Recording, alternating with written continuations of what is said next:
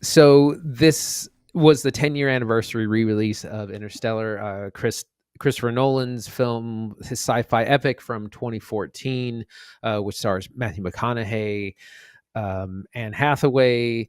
It takes place in the very near future, is what it feels like, where Earth has kind of been decimated from war and famine. There doesn't seem to be a lot of people around. There, governments have collapsed. Everyone is growing corn, and that seems to be the only thing that will grow. The crops are just decimated by blight, the blight that keeps evolving and destroying crops, and humanity's kind of doomed. But weird things are happening at the Cooper household. Matthew McConaughey plays Cooper, a former Air Force pilot who's now farming and has two young children, Murph, a young daughter, and a young son, played by a very young Timothy Chalamet, who was no one at the time in 2014. Things aren't looking great. It's very just not a great situation when weird things start happening at their house, and through a set of circumstances they end up at NASA, which they thought had disappeared, and they find out there's a mission to, through interstellar travel, find new worlds to live on. And they said, there's some people, them aliens, something has put a wormhole out by Saturn. We've gone through it, we found some worlds, but we need another crew to go through and confirm that we can actually go there, and possibly start a colony and also get everyone off of Earth. Matthew McConaughey's Cooper makes a very difficult decision to leave his family. He doesn't know how long it will be, but he knows it will be years. And they set off on this voyage along with Anne Hathaway's Dr. Brand into the beyond, to discover what these worlds have in store, if we can live there, and also try and save the people on Earth. It's an incredible epic. I've seen nothing like it. It was shot on IMAX, some of the biggest sound you've ever heard, incredible visuals. We did have kind of a disappointing moment in our screening, though. About 3/4 of the way, at a very pivotal moment, a speaker blew, the sound went out, and they were just not able to fix it, and we weren't able to finish the movie, and I ended up having to finish it at home on Blu-ray. But it was disappointing. But we still got to witness the majesty of IMAX in this movie. Yeah, we don't talk a lot about spoilers. I know it's a decade-old film, but to keep it light, in case you are interested, our sound went out during the scene when Cooper is ascending to the Endurance towards the end of the second act and starting to spin his ship to match the Endurance's spin, so they The could mount docking the scene. airlock after a disaster has occurred. That was the scene it went out on, which is a bummer, man, because like that's a banger. And let me tell you, like as far as presentation goes. I was so locked into Interstellar and IMAX, man. I was so into it. I've seen this movie a handful of times. I've seen a lot of Nolan's movies a handful of times. Like I was driving to the theater and thinking, I'm excited about the format, but it's Interstellar. I've seen it before, and I could like confidently say that like IMAX so exceeded that feeling. Like seeing this movie in such a large format with such big sound, amazing. We saw it on film, the bit that we could at least, which was stellar, but you also get a bit of that flicker from the projector. You get a bit of that grain, which makes it feel really tangible and uniquely old for a film that is supposed to be set in a time when America is not doing that good and things are going wrong. Seeing a print of it is kind of special. It makes it feel like you're seeing almost something archival, which is a great setup for the opening of Interstellar. These sequences that I'd completely forgotten about, with this documentary footage of these like older folks being like, yeah, I remember back in the war days, like it was dusty and we couldn't eat.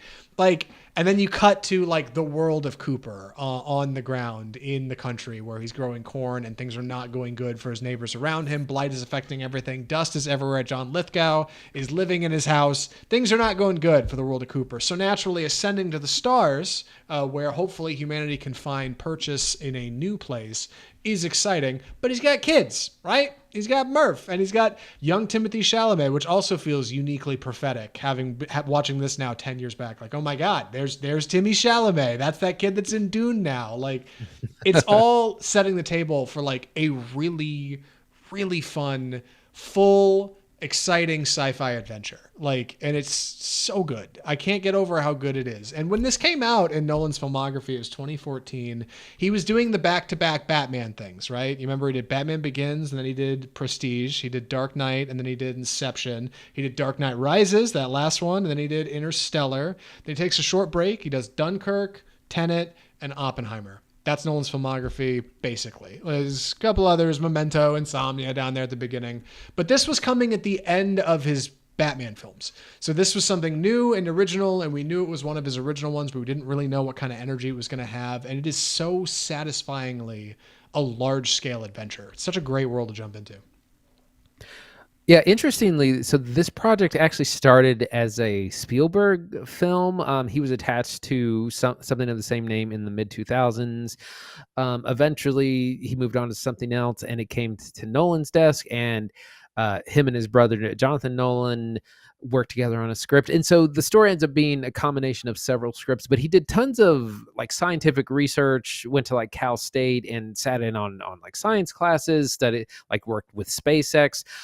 He wanted to get the science right, but also be enough for the audience to come along, because we have some really incredible sci-fi moments. We have a three-dimensional wormhole. We have a giant black hole called Gargantua that they're near. We have these differing planets and that they're going to try to land on and colonize and learn about. We have time dilation. It's some really cool concepts, and it's also mixed in with a more emotional story. You have that's kind of the big conflict. It's science versus kind of our emotions, and how they have to kind of work together, and you can't have too much of one without the other, because some people, they just want to go and colonize and forget Earth is doomed. Everyone there is doomed. We just got to worry about the new colony. And other people's like, no, we need to still, like, those people still matter.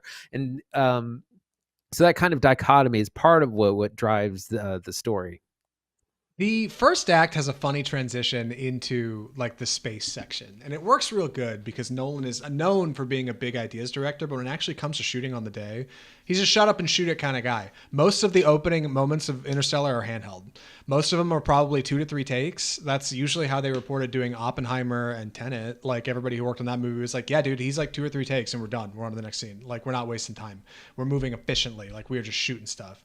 And it moves efficiently in the open. The mystery at the Cooper house is a little strange. And I recall like watching the movie and thinking I didn't really recall what was going on at the house with like gravity and Murph's bookshelf and what's happening there. And it like leaves a message. It doesn't really make sense.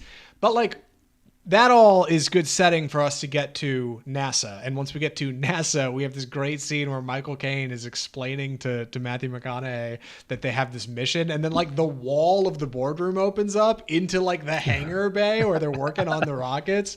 So great, so silly, but cinematic. And it feels big and it feels bold. And all of that's perfect for when we actually blast off to the stars and get up into space. It feels huge. It feels grand. It feels tense. And once you actually get out there into the stars, you hear like the creak and groan of this ship. This is humanity's last hope, their de facto Hail Mary. And like, it doesn't sound hopeful. And they're like getting into the hypersleep pods, and Murph won't talk to Cooper, and he can't get a message from his daughter. And it's like, well, we got to go to Saturn so we can get in hypersleep. That's what we're doing. So it gets you where it needs to go in surprisingly simple fashion. And once you get off Earth and get up into the sky, like, that's where the movie really opens up.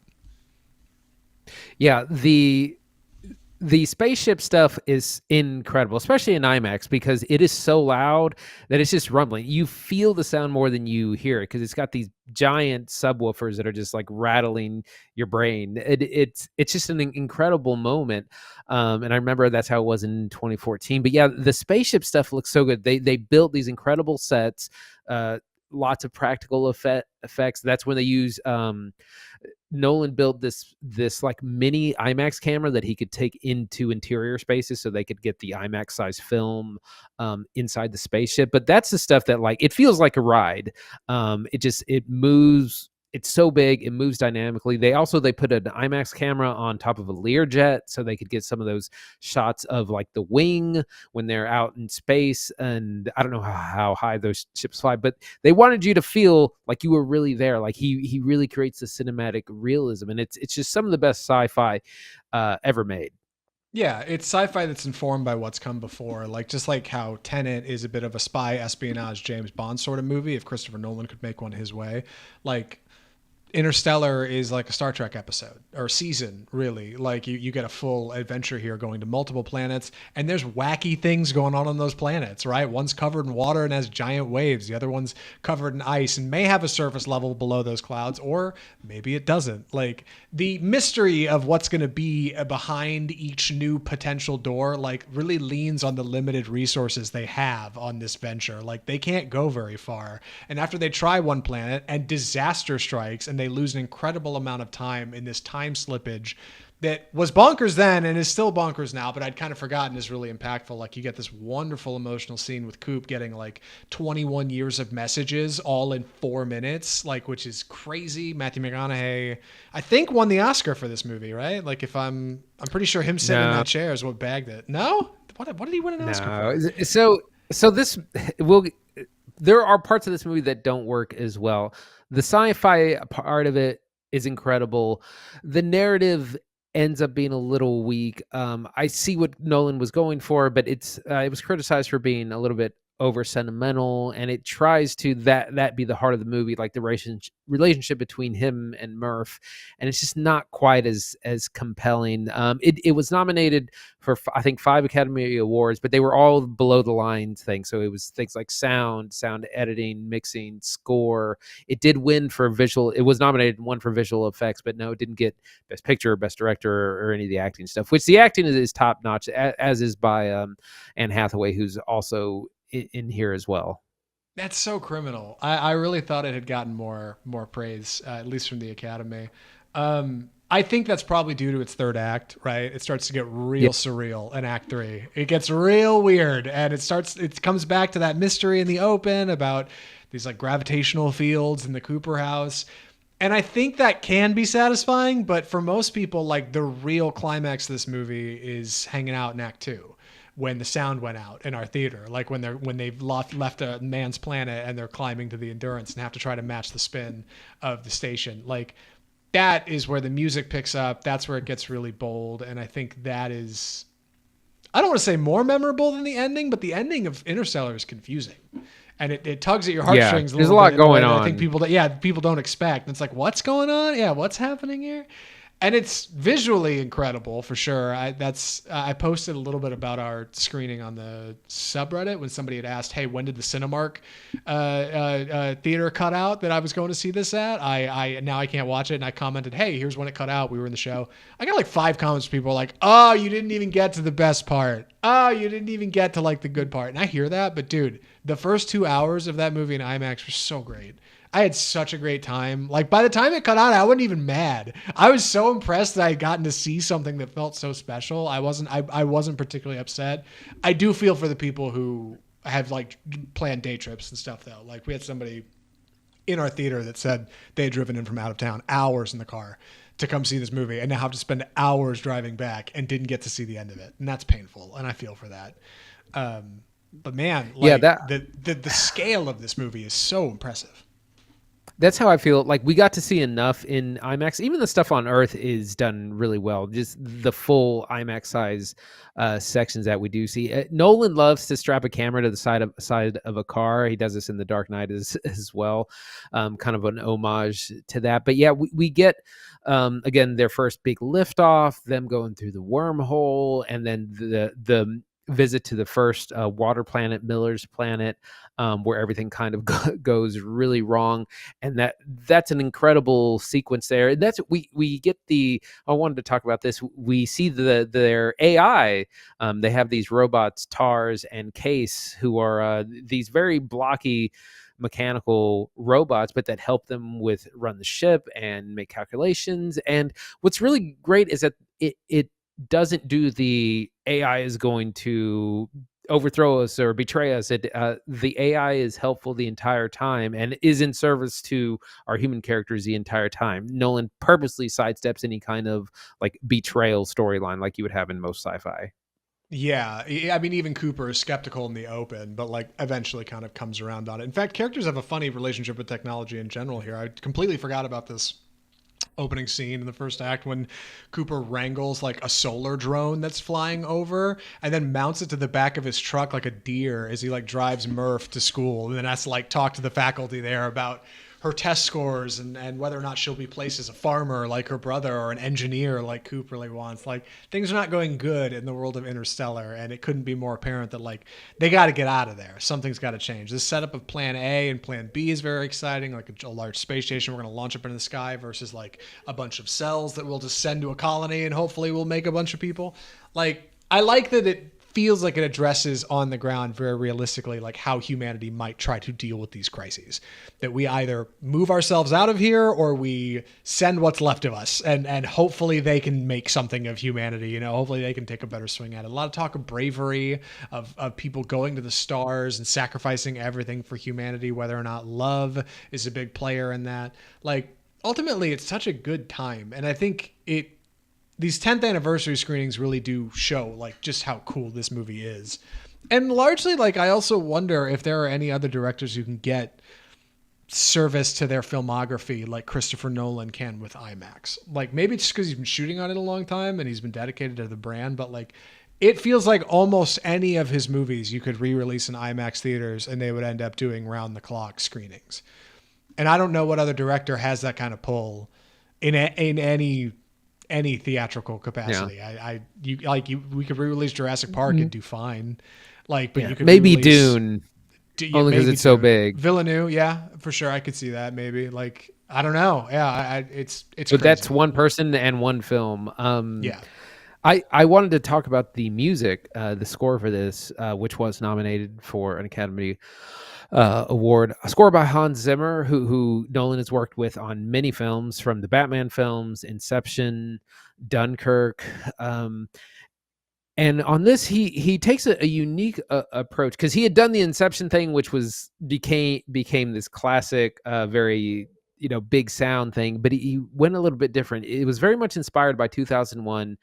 Space Odyssey, which used the music of the Romantic composers, things like Strauss and Brahms, of course, the big 2001 theme, also Sprague Zarathustra, as well as the Blue Danube.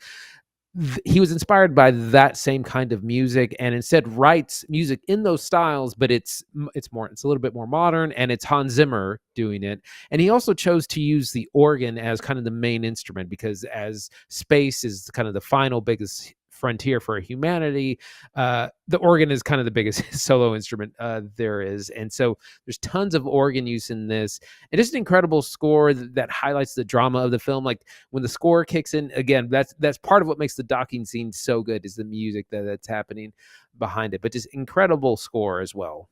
Yeah, and unforgettable moments. Like, there's a reveal when a certain cast member shows up halfway through this movie that wasn't in any of the advertising, that I remember like sitting up in my chair, like, I can't believe this person is in this movie. Did I not see them in the trailer? How did I? And then like oh no, they explicitly left them out, so it would be a surprise to you and to everybody else when you watch it. Like, little touches of cinematic magic still hold up great. And seeing things like Timmy Chalamet in the open, like, is nuts, because it's like it was planned in advance. It's like you were meant to find it, you know, like it's like they always knew you were going to come back and check out Interstellar again. And like, I think that's so special. I think this is a really cool movie. I hope they do a 20th. I will go see it again in IMAX. Like, for what it's worth, for all the people I've heard joke about seeing Interstellar in IMAX and how great it is, which includes Dr. Draper here, who when I mock, I'm not mocking him, he rocks. But other people who are like, Interstellar in IMAX changed my life. Dude, it might have. Like, I might be one of those people now. It's nuts how good this movie is in IMAX. If you have the means, please go see it. Yeah, it really is. And I saw it in IMAX in 2014 with a good friend of mine. And yeah, it was incredible then. Like, the visuals, the sound. I'd never felt a movie as much as And Nolan is known so much for his sound. I criticize for it in a lot of ways. This is where some of the you can't understand all the dialogue because the rockets are taking off and characters are talking, and he's like, "Yeah, I don't intend for you to hear it all. I intend for you to experience it like it might be to be on the ship." Where a good example of this is when one of the doctors they're trying to warn someone over the comms, and he can't really hear it, but you know that he's being warned, and only if you go back and watch it with subtitles do you actually know what's said, but the feeling is there, the intensity, the urgency of someone is trying to warn someone else, and it doesn't really matter what they're saying. So that's what he's going for. Some people will criticize it, some people don't like it, but the sound design is just totally unique. Yeah, Nolan has released like 4 major films since this one came out. 3 actually: Dunkirk, Tenet, and Oppenheimer. It's crazy that he's only done 3 movies since then. Like in 10 years, you'd think he would have done more, but they're big productions. And like he clearly puts in a lot of work, like to be able to show up and shoot on the day, just put something together real fast. I don't know, man. I think this movie's special. I think it's really special. And I'm really glad I got the chance to catch it again. Shout out to Andy for catching very late tickets. I had looked to get this in IMAX early and couldn't get them, and you managed to find 3 to the one show that broke the whole damn thing, and I don't believe it. Look at So that. with that, Andy, would you recommend Interstellar? I mean, absolutely. One of the best films of the 21st century. That's what I can't think of other movies from 2014 that I still think about today. Incredible sci-fi story, a big 2001 level epic everything, score, music, design, visuals. The narrative kind of falls a little flat, or a little falls short by the end. Like its reach exceeds its grasp, doesn't totally work, but the ride is so incredible. Highly recommend if you can catch it in IMAX. Yeah, Interstellar rocks. I enjoyed it so much. I was thinking about as I was leaving the theater buying the Blu-ray from my dad, even though I'm sure he's probably seen it before, just because I'm like, no, this is a good one though. Like this is a film you want to have on the shelf. Like Interstellar is great. If you have the means, please go catch it again in this re-release. If you can catch it in IMAX, do. If you can catch it in 70 millimeter, great. But I'll bet the digital presentation also looks awesome, and you don't have that projector flicker, so you know it ain't so bad. Honestly, digital is probably just as good. So please go check it out. This movie rocks. I can't give it its flowers enough. I'm excited to talk about it when it comes around again. And other screenings, by the way. Like now that we got a fat Interstellar screening out making money, like let's get these other ones in theaters. We'll hold off on Dunkirk. I don't think that one's going to do as good. Maybe a Tenet show again. Could be. Probably going to be a 10th anniversary, which next year would be nothing exciting. 5. I'd love Prestige someday. Miss Prestige could get a 20-year in 2 years because that came out in 2006. Wow. Maybe. That wouldn't be an IMAX, though. I don't think he shot any of that movie in IMAX, but whatever. Anyway, that's the show. Good Lord. Episode 275 of Off Script. Done and behind this already. Dusted. We've done it. Andy, what are we watching next week? So coming this week, this Friday, December 13th, Kraven the Hunter, which has been delayed several times. This was supposed to come back in October. That's of course stars Aaron Taylor Johnson as Kraven the Hunter as part of the Sony Spider-Man universe, which I actually just read today. This is the last film in that.